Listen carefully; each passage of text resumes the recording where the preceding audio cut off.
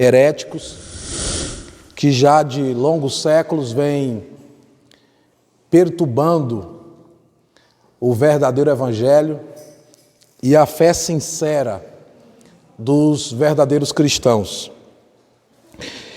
Eu sempre gosto de lembrar que a nossa intenção, a nossa missão, não é aqui ugirmos como juízes, condenadores, ou que venhamos dizer este ou aquele está salvo ou perdido. Mas a nossa missão é, através das Escrituras, esclarecer as pessoas pela palavra de Deus, conduzi-las à verdade, ensiná-las a verdade e dizer a elas que enquanto Cristo não volta e enquanto nós também não findamos a nossa jornada aqui nessa terra, há sempre tempo de se arrepender e de buscar o verdadeiro evangelho. Na noite de hoje nós iremos falar sobre o perigo do culto aos anjos. E eu gostaria da paciência dos irmãos, porque eu quero trazer alguns dados históricos, alguns artigos que mostram para nós quando foi que este movimento passou a ter muita fama, passou a ganhar campo no nosso meio, no meio evangélico. Eu quero convidá-los para a leitura de Colossenses, carta do apóstolo Paulo aos Colossenses. Você que estará acompanhando em casa, acompanhe a leitura conosco também, carta do apóstolo Paulo aos Colossenses, capítulo de número 2, versículos 18 a seguir. Quero louvar a Deus pela vida do meu amigo, meu irmão, pastor Júlio Caetano, que está conosco, diácono Ira Caetano, diácono Mateus, pastor Daniel, amigos que vieram da capital cooperar conosco nessa noite. Colossenses capítulo 2, versículo 18 a seguir. Leiamos a palavra de Deus e logo após a leitura, os amados permaneçam com a Bíblia aberta até o fim da nossa exposição deste assunto. Ninguém vos domine a seu bel prazer, com pretexto de humildade e culto dos anjos, envolvendo-se em coisas que não viu, estando debalde, inchado na sua carnal compreensão, e não ligado à cabeça, da qual todo o corpo, provido e organizado pelas juntas e ligaduras, vai crescendo com o aumento de Deus. Se, pois, estáis mortos com Cristo quanto aos rudimentos do mundo, por que vos carregam ainda de ordenanças como se vivesseis no mundo? Tais como não toques, não proves, não manuseis, as quais coisas todas perecem pelo uso, segundo os preceitos e doutrinas dos homens, as quais têm, na verdade, alguma aparência de sabedoria, em devoção voluntária, humildade e em disciplina do corpo, mas não são de valor algum, senão para a satisfação da carne. Meus amados, como nós sabemos, o Novo Testamento possui 21 epístolas. 13 dessas epístolas foram escritas pelo apóstolo Paulo. Os teólogos costumam dividir essas epístolas paulinas em 3 grupos de epístolas. O primeiro grupo, chamado de epístolas do Cárcere, que é Efésios, Filipenses, Colossenses e Filemão. Essas epístolas do Cárcere, conforme alguns eruditos, possivelmente tenham sido redigidas nas prisões de Paulo em Roma ou em Cesareia. O segundo grupo de epístolas, chamado de epístolas pastorais, foram as epístolas que Paulo escrevera aos novos pastores, Tito e Timóteo. E há um terceiro grupo que é chamado de epístola híbrida. Esse termo é um adjetivo utilizado para uma coisa que pertence a seres diferentes. Por quê? A segunda epístola de Paulo a Timóteo, ela é tanto uma epístola do cárcere, porque Paulo escreveu estando preso, como também é uma epístola pastoral, porque Paulo escreveu para um pastor. E eu acrescento aqui ainda um quarto grupo, que é chamado epístolas de viagem, que são as epístolas que Paulo escreveu durante as suas viagens missionárias. Gálatas, 1ª e 2ª aos Coríntios, 1ª e 2ª aos Tessalonicenses e Romanos. Colossenses é a terceira das epístolas do cárcere. Provavelmente Paulo escreveu essa epístola entre os anos 60 a 61 depois de Cristo. Essa epístola é o maior tratado cristológico do Novo Testamento. O Weisby disse que, na visão dele, este é o maior escrito do apóstolo Paulo. O propósito central dessa epístola é apresentar a supremacia de Cristo.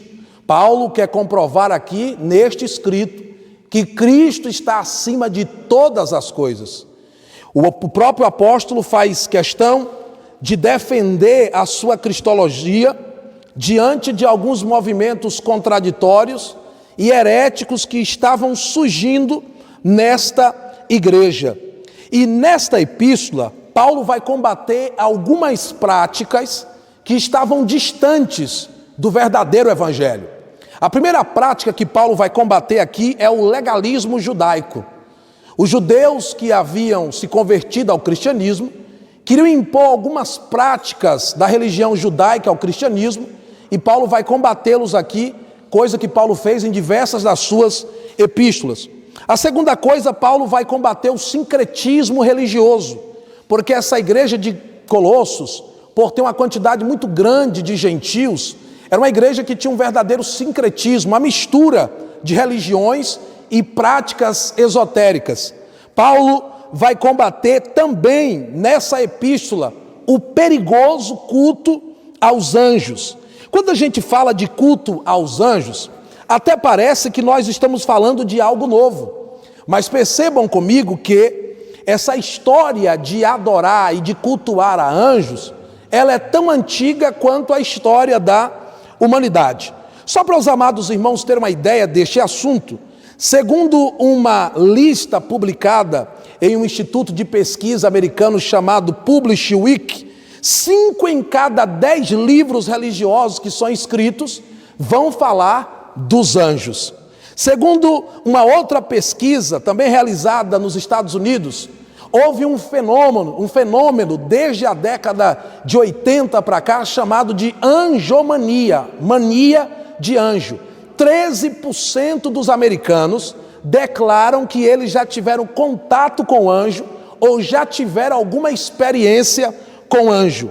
Esse número é tão alarmante que 69% dos americanos dizem acreditar nas aparições de anjos, e ao 46% também dizem que eles possuem um anjo da guarda, que eles têm um anjo da guarda.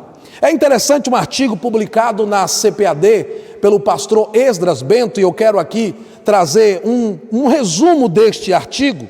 Quando ele estava tratando desse perigo do culto aos anjos, o pastor Esdras Bento diz o seguinte: Aziel, Caliel, Lecabel, Manaquel, Mumiá, Leratel, Omael, Mitzrael, estes são apenas 8 nomes de anjos de uma classe de 72 anjos que são retirados da cabala judaica, em um livro que foi publicado chamado Anjos Cabalísticos. Esse livro foi escrito por Mônica Bonfiglio, que, aliás, a época que esse livro fora publicado, vocês terem uma ideia, diariamente este livro vendia 3.000 exemplares por dia. Olha o interesse das pessoas por anjo.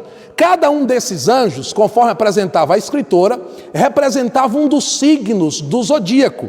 E geralmente esses anjos eram classificados de acordo aos meses e ao dia do nascimento das pessoas, para que cada dia do ano alguém tivesse um anjo para venerar, alguém tivesse um anjo para adorar. É interessante, esse artigo diz que nesse período deste livro criou-se a expressão o seu anjo de cada dia, ou o seu anjo da guarda de cada dia. A interpretação nesta época, e que vem tomando conta dessa expressão culto aos anjos, é que Deus está muito distante de nós e que é uma arrogância da nossa parte querer falar diretamente com Deus. Então nós precisamos de intermediários, e os bons intermediários são os anjos, e que a partir de agora os anjos estão mais próximos de nós, porque os anjos querem nos ajudar a se aproximar de Deus. Nós podemos observar que essa visão da Mônica é a mesma visão do gnosticismo. E eu quero hoje falar com mais clareza a respeito do gnosticismo. Eu venho falando aqui, mas sempre dando nuances, fazendo alguns, como dizem os modernos, uns spoilers, mas não com muita profundidade, mas eu quero aproveitar o tempo que temos hoje para esclarecer melhor o que é o gnosticismo. O gnosticismo é uma doutrina filosófica, religiosa, que surgiu no primeiro século da história da igreja.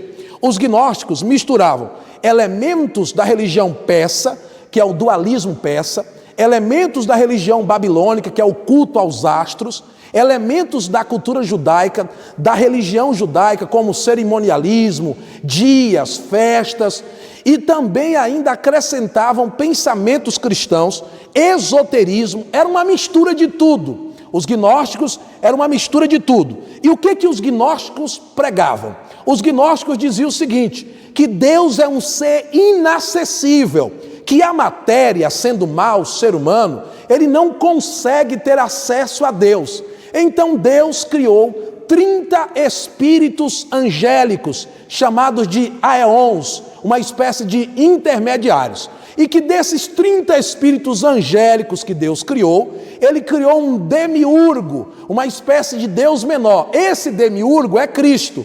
E que através desses aeons, que são os anjos, esses seres luminosos, nós nos aproximamos de Deus, nós temos contato de Deus.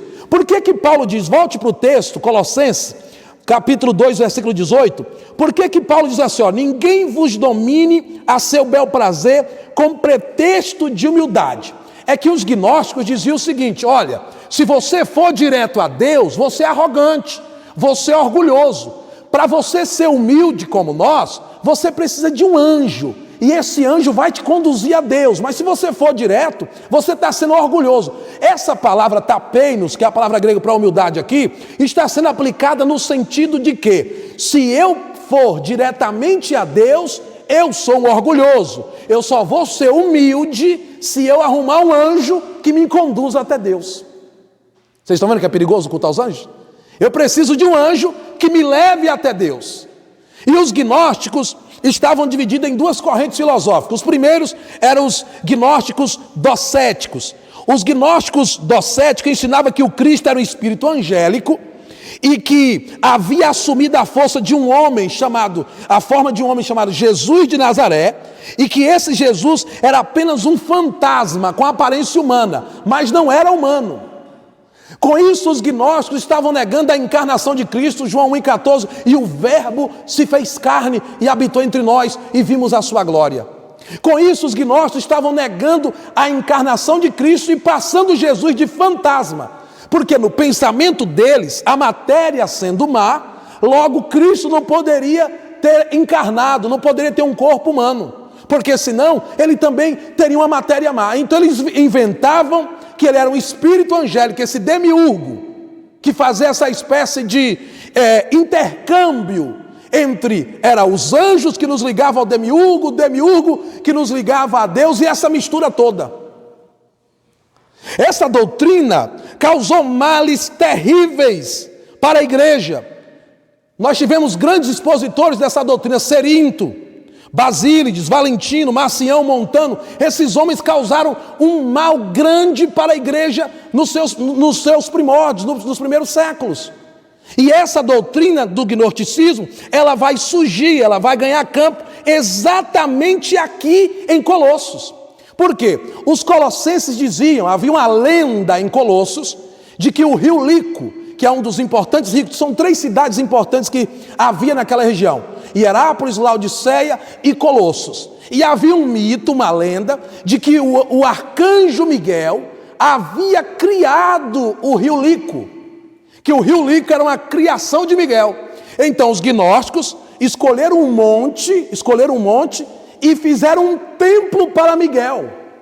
E ao invés de adorarem a Cristo, tinha muitos cristãos e outros que iam adorar a Miguel. Miguel era o ser principal de Colossos. E esse culto a Miguel, esse culto ao anjo, o próprio Justino Marte, que foi um dos maiores apologistas da história da igreja, ele diz o seguinte, que no século II, os crentes já estavam adorando os anjos bons. Já estavam se curvando diante dos anjos. E quando chegou no século IV, boa parte da igreja estava infundada nesse culto aos anjos. Queridos, essa história de culto aos anjos não é moderna. Ela vem perturbando a igreja desde esses primórdios. E aí nós vamos perceber, quando nós vamos chegando aqui para a nossa era pós-moderna, o perigo que está isso. Eu estava preparando esse sermão e fui pesquisar, estudar e tomar conhecimento do que o Brasil está produzindo em relação ao culto aos anjos. Eu encontrei um cidadão e o cidadão dizia as seguintes palavras: por Deus e em Deus. Ele dizendo, por Deus e em Deus, eu sou o pentagrama, que seria aquela estrela de Salomão com 5 pontos, um símbolo usado por religiões místicas. E invoco, segundo ele ensinando as pessoas a invocar os anjos, ele dizia, e eu invoco Rafael, Miguel, Gabriel, Uriel. E aí depois diz Kadosh, Kadosh, Kadosh, que é a palavra santa em hebraico. E ele diz que os anjos protejam a minha vida e protejam a sua vida. Ensinando para as pessoas, ou seja, ainda hoje, há líderes religiosos que falam mais em anjo do que em Cristo. E a preocupação de Paulo era, nós não podemos deixar os anjos tomar o lugar de Cristo. Nós não podemos deixar os anjos roubar o lugar que é de Cristo. E eu preciso ensinar isso para vocês, igreja de Colossenses. Vocês precisam saber que quem é o centro, quem é o cabeça, quem é o dominador, quem é aquele que rege a igreja. Não são os anjos, é Cristo. E aí nós vamos fazer algumas leituras para saber o que acontece com essas pessoas. Por favor, 2 Coríntios capítulo 4, versículo 4. Quem pode ler para nós? Segunda epístola do apóstolo Paulo aos Coríntios, capítulo 4, versículo 4. Esse é o melhor barulho que nós podemos ouvir. O barulho de páginas bíblicas sendo abertas para serem estudadas, analisadas, para não sermos enganados pelos falsos mestres. Segunda epístola do apóstolo Paulo aos Coríntios, capítulo 4, versículo 4. Nos quais o Deus deste século cegou o entendimento dos incrédulos, para que não lhes resplandeça a luz do evangelho da glória de Cristo, que é a imagem de Deus. Pronto. Quem é que dá essa compreensão para as pessoas que têm que adorar anjo e não adorar Jesus? O Deus desse século. É o Deus desse século que cega o entendimento. Os olhos da mente, nós temos os olhos da mente. Quando você compreende o que eu estou falando, você não está enxergando com os seus olhos. Você escuta pelo ouvido e compreende na mente. Essa compreensão é chamada de olhos da mente, é a percepção do conhecimento. Você não pode deixar ser enganado. Se sua mente for dominada por um ensino falso, você vai estar dizendo, isso aqui está certo e o pastor está errado.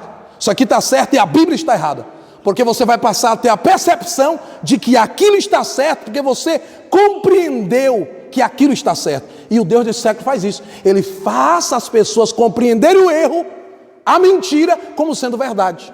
De natureza que a verdade não consegue penetrar nessas pessoas, se não for por Cristo, pela graça de Cristo e pelo Espírito Santo. E elas ficam infundadas no erro.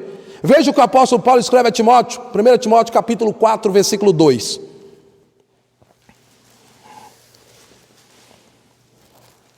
1 Timóteo capítulo 4, versículo 2. Pela hipocrisia de homens que falam mentiras, tendo cauteleza e da sua própria consciência. Está vendo aí? Hipocrisia, homens hipócritas, fingidos, que falam mentiras e têm a mente cauterizada. Tem a mente cauterizada, tapada, fechada, na sua carnal compreensão. E esses homens arrastam multidões. Esses homens arrebanham grandes grupos. E esses que os seguem se encontram no mesmo estado. E qual é a minha missão? Qual é o seu papel como um cristão prático, bíblico, ortodoxo? Mostrar o verdadeiro evangelho. E dizer a essas pessoas que ainda tem tempo para se arrependerem e voltarem para o evangelho de Cristo. E voltarem para o evangelho verdadeiro. E voltarem para a essência do evangelho. Aí talvez, mas pastor, o senhor é contra anjo? Não. O senhor não acredita em anjo? Não, eu creio piamente nos anjos, mas não como os gnósticos. Creio piamente nos anjos, mas não como os místicos.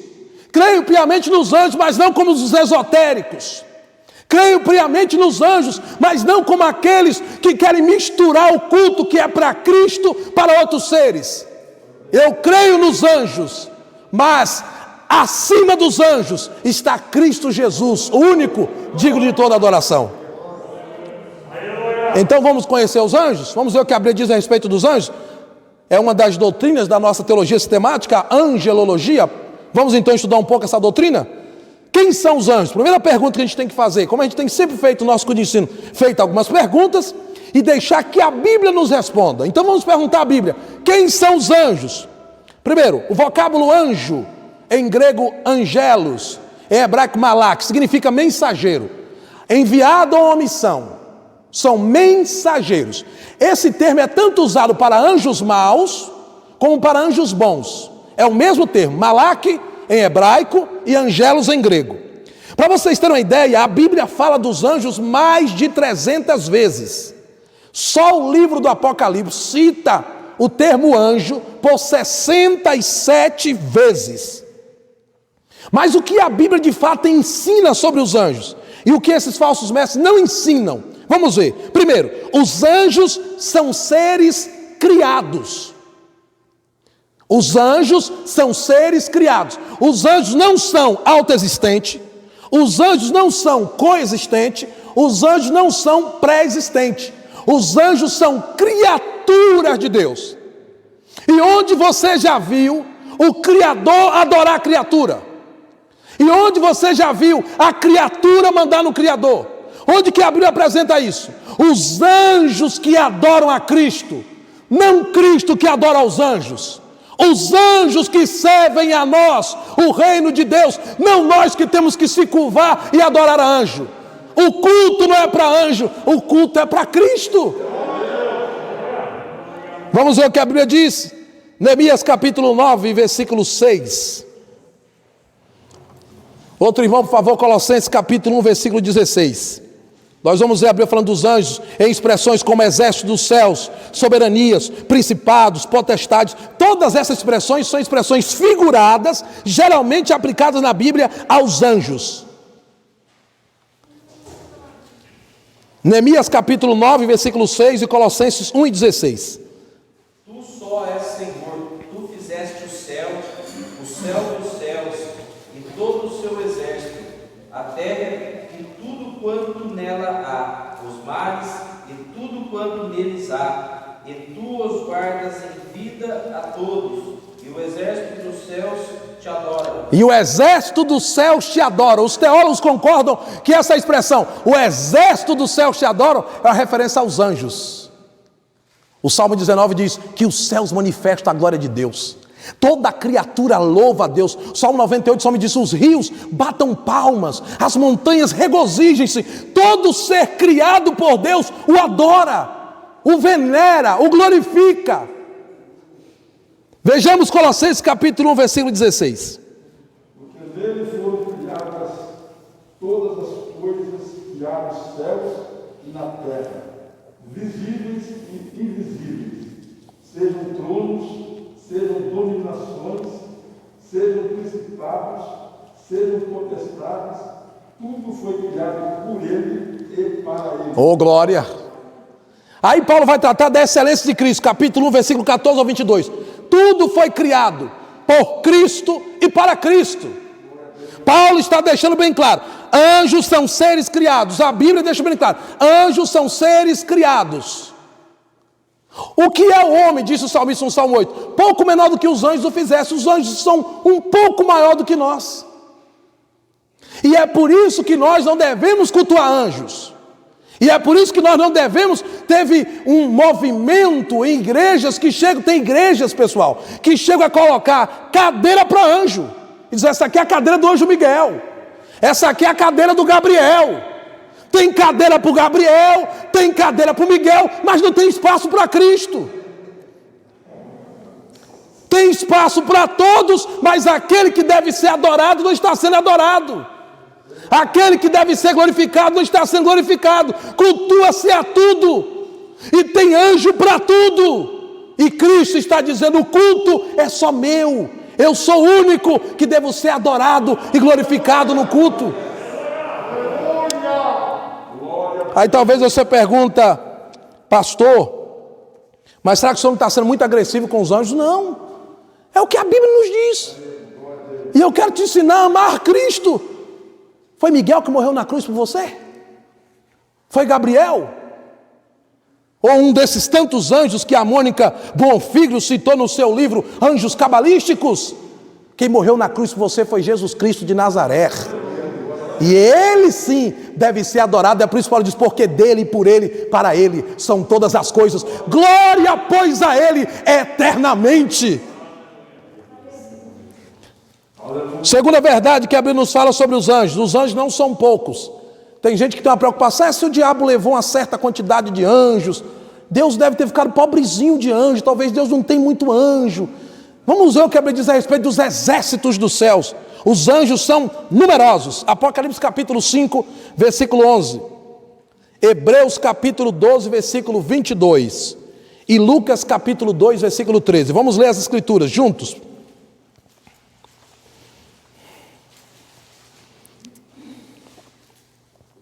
Apocalipse 5, versículo 11, Hebreus capítulo 12, versículo 22 e Lucas 2, 13.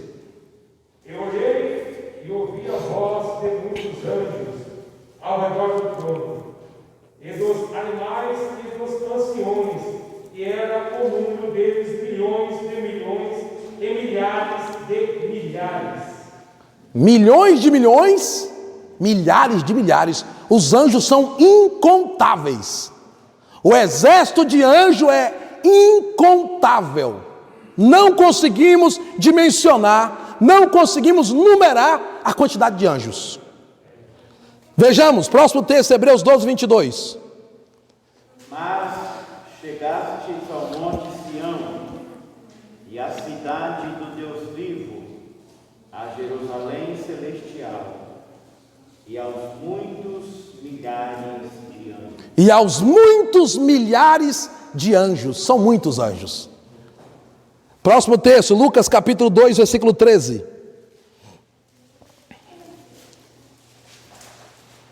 No mesmo instante, apareceu com um anjo uma multidão dos exércitos celestiais, louvando a Deus e dizendo: apareceu uma multidão dos exércitos celestiais.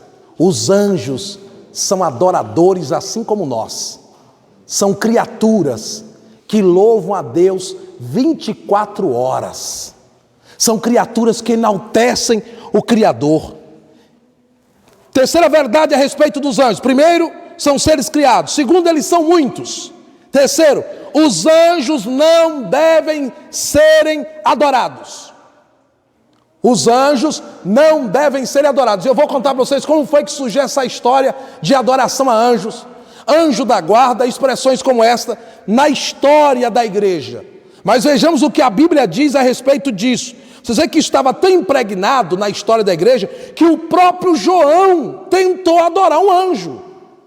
Mas veja o que o anjo vai dizer para ele. Apocalipse capítulo de número 22. Apocalipse capítulo de número 22, vamos ler. Versículo 8 e 9. E Apocalipse capítulo 19 e o versículo 10. Apocalipse capítulo 22, versículo 8 e 9, e Apocalipse capítulo 19, versículo 10. Veja o que o anjo vai falar para o apóstolo João. E eu, João, sou aquele que vi e ouvi estas coisas, e, havendo-as ouvido e visto, prostei-me aos pés do anjo, que mais mostrava para o adorar. E disse-me: olha, não faças tal, porque eu sou conservo os profetas e dos que guardam as palavras deste livro, adora a Deus. Adora quem? A Deus. Próximo texto, eu já tenho esse comentário, próximo texto, Apocalipse 22, versículo 8 e 9. Apocalipse 19 e 10. Já foi lido 8 e 9, 19 e 10. Vai lá. Eu lancei a seus pés para adorar, mas ele disse-me: olha, não faças tal, sou teu conservo e de teus irmãos e tenho testemunho de Jesus. Agora a Deus, porque o testemunho de Jesus é o espírito de profecia. Está vendo aí? Não faças tal, João, não me adore. Queridos, tem igreja por aí que é o anjo do renovo, é o anjo da cura, é o anjo da bênção, anjo da libertação, é o anjo da prosperidade, é o anjo da saúde, é o anjo disso, é o anjo daquilo, e os anjos fazem tudo e Jesus não faz nada.